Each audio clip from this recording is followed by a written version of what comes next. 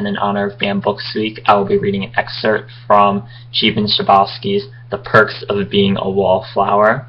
The book is challenged annually across the nation by public high schools because it depicts themes unsuited for high school readers, such as sex, teen drug and alcohol abuse, and homosexuality. However, this is one of my favorite books, and I do not believe it should be banned because high school students need to be exposed to this because these are real-world topics and they cannot be protected by their parents for the rest of their lives and the school system. So, I'm going to start reading now. Another interesting thing that happened at the party before we left. Patrick came downstairs. I guess Brad had left. And Patrick smiled. And Bob started to make fun of him having a crush on the quarterback. And Patrick smiled more. I don't think I ever saw Patrick smile so much. Then Patrick pointed at me and said something to Bob. He's something, isn't he? Bob nodded his head. Patrick then said something I don't think I'll ever forget. He's a wallflower. And Bob really nodded his head. And the whole room nodded their head. And I started to feel nervous in the Bob way. But Patrick didn't let me get too nervous. He sat down next to me. You see things. You keep quiet about them. And you understand. I didn't know that other people thought things about me. I didn't know that they looked. I was sitting on the floor of a basement of my first real party between Sam and Patrick, and I remembered that Sam introduced me as a friend to Bob, and I remembered that Patrick had done the same for Brad. And I started to cry, and nobody in that room looked at me weird for doing it, and then I really started to cry.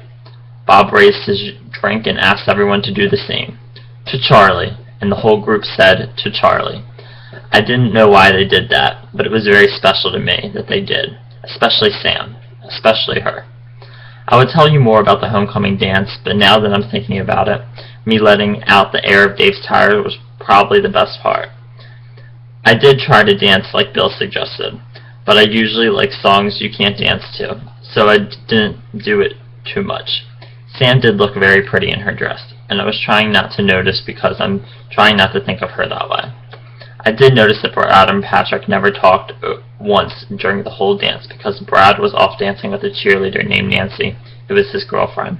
And I did notice that my sister was dancing with a boy she wasn't supposed to, even though a different boy picked her up at the house. After the dance, we left in Sam's pickup. Patrick was driving this time, and we were approaching the Fort Pitt Tunnel. Sam asked Patrick to pull to the side of the road. I didn't know what was going on. Sam then climbed in the back of the pickup wearing nothing but her dance dress. She told Patrick to drive, and he got this smile on his face. I guess they had done this before. Anyway, Patrick started driving really fast, and just before we got to the tunnel, Sam stood up. The wind turned her dress into ocean waves, and we hit the tunnel. All the sound scooped up into a vacuum, and it was replaced by a song on the tape player. A beautiful song called Landslide. When we got out of the tunnel, Sam screamed this really fun scream, and there it was, downtown, lights on buildings, everything that makes you wonder. Sam sat down and started laughing. Patrick started laughing. I started laughing. And in that moment, I swear we were infinite. Love always, Charlie. Thank you.